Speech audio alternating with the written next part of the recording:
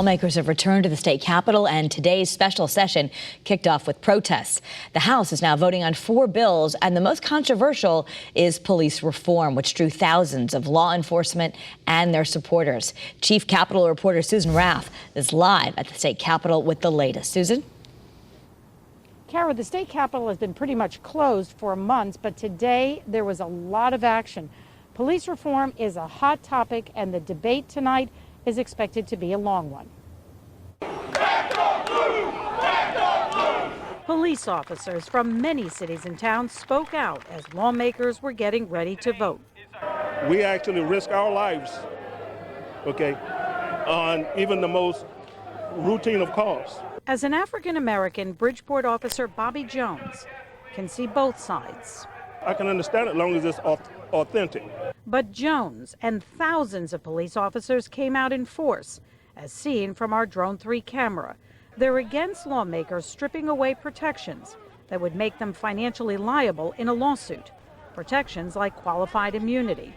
The House Speaker feels there is a compromise, that in the most egregious cases, an officer could be decertified, but would have the right to appeal in court.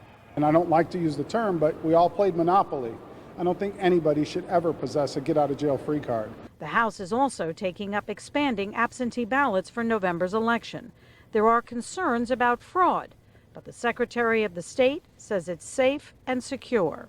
There are people who don't want to go to the polls and expose themselves to COVID unnecessarily, especially the elderly. The bill as amended is passed. Voting in this special session is challenging. Besides wearing masks, fewer lawmakers are allowed in the chamber, so House members like Laura Devlin are able to vote from their offices.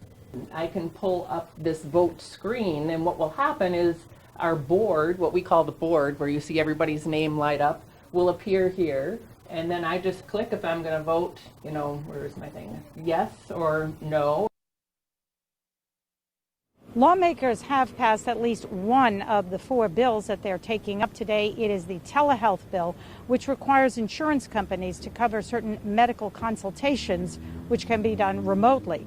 But this whole COVID situation has definitely made it harder for lawmakers to vote. In fact, there were some audio problems today in the House that we're told, so that will only delay voting even longer. So it looks like this could be a very long night.